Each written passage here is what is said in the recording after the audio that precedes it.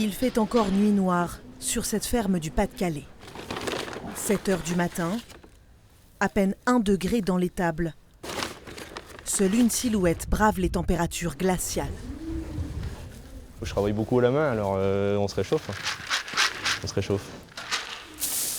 À 22 ans, Elliot Manca nourrit déjà ses vaches, comme chaque matin aux aurores. C'est contraignant, si on doit sortir avec les copains le soir, tout ça, bon, faut pas oublier de se lever le matin, mais après quand on aime ce qu'on fait, c'est jamais une contrainte.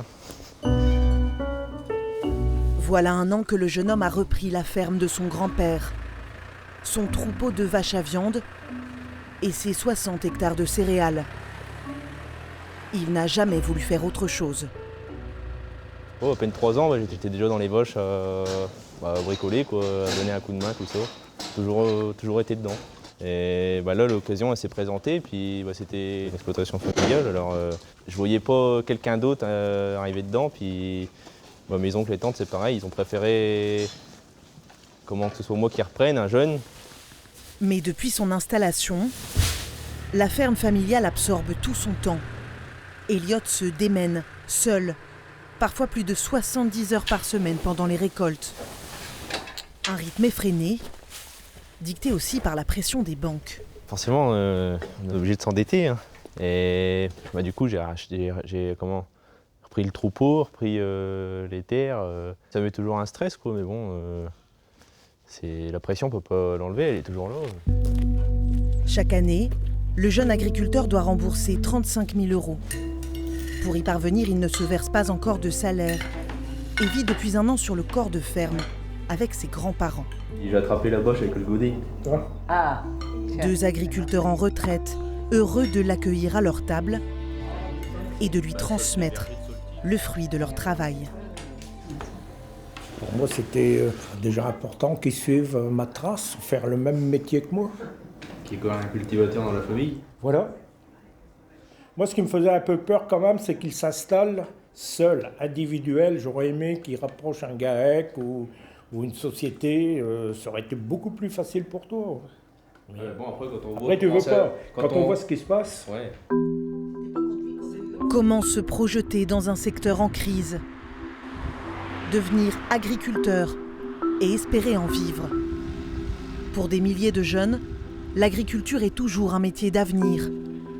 Dans ce lycée agricole près d'Arras, 600 élèves, déterminés à prendre la relève. Mais pour certains, ce choix de carrière n'avait rien d'évident. Parmi ces élèves de BTS, en plein cours dans ce champ de colza, donc, vous me faites toutes les observations que vous avez à faire sur la parcelle, que ce soit sur l'état des sols, la structure. Étienne Ducroquet, 22 ans. Il a d'abord étudié les sciences politiques avant de se décider à reprendre la ferme familiale. Mes parents ont toujours encouragé à aller voir ailleurs, à faire d'autres choses.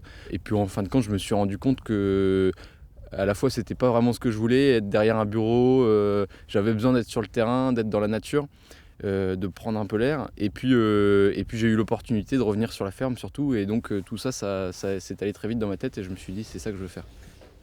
Une fois son diplôme en poche, à partir de septembre, Étienne cultivera avec son père ses 130 hectares de céréales. C'est lui qui a fait ça. Dans un premier temps, il sera salarié de la ferme.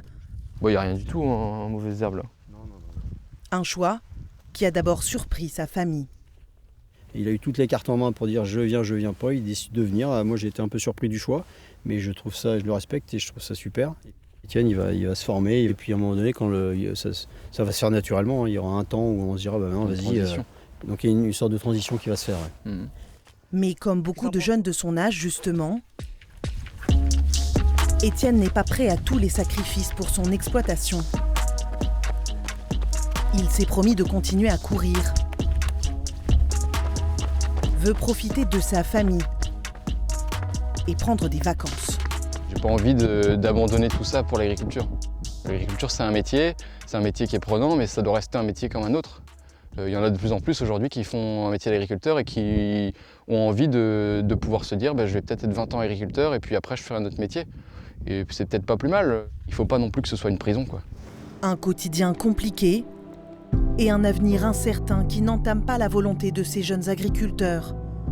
Chaque année, ils sont 14 000 à s'installer en France.